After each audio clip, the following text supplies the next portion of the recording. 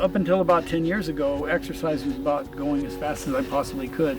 And I like studying that because I always felt like, why can't I go faster? And as I've gotten a little older, I've slowed down a little bit, but I still enjoy capturing that feeling of fatigue at all levels in the body, at the level of the muscle especially. Capturing that on a regular basis, to me, that demonstrates the spark that is life. That spark that keeps me going, that I always want to look towards. My name's Brent Ruby, and I have been at the University of Montana since 1994. My first email was my University of Montana email. I came in and coordinated a lab called the Human Performance Lab for many years, and then we built this research center in 2006. One of the first things we wanted to do when we started studying wildland cruise is, the first thing is we've got to identify what the energy demands of this job are. The University of Montana and the questions that we have addressed in fire, we're really one of the only teams in the whole world that chases these firefighters under real life fire conditions.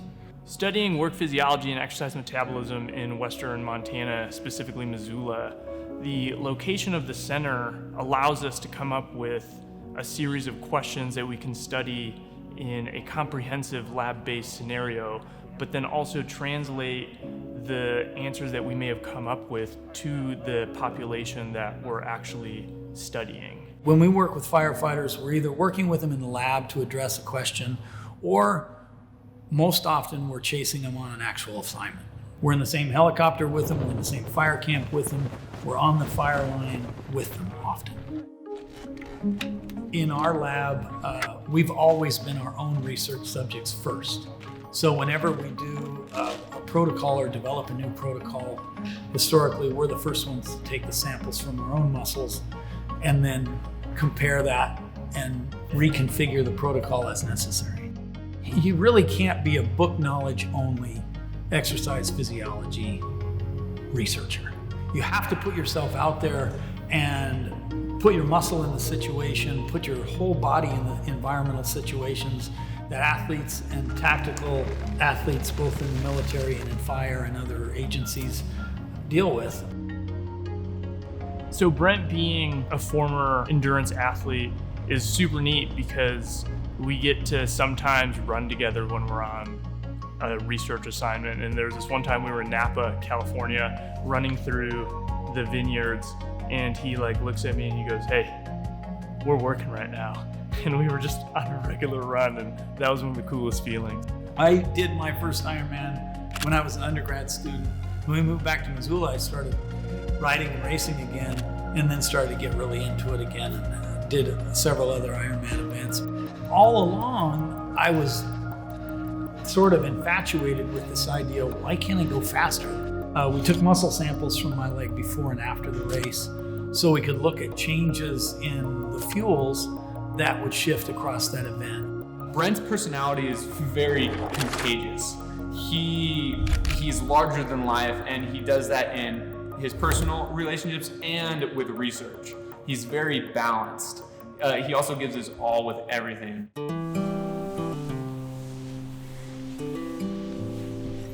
When all the academic stresses started to pile up, I felt this calling to get out into the workshop or to make something, build something, whatever, and that's never gone away.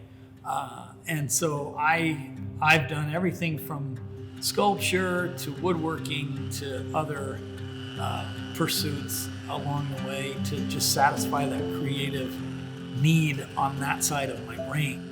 My science benefits very much from that. He is the most creative intellect that I know. And the way that he teaches students is amazing, because he'll let you fail and then he'll send you oh, hey, this is where you messed up and this is how you can improve on it. He thinks outside of the box. Don't be such a scientist is something that he likes to say. Being able to leave this door and run around on the mountain or run down the Kim or jump on a paddleboard on the river or be up in Patty Canyon skiing in 10 minutes throughout different parts of the season is life-giving. When students come here and they're exposed to that, it just changes how they approach their academic experience, because it's not then just about classroom, lab. It's classroom, mountain time, lab, classroom, river time, lab. And it just makes the college experience that much more visceral.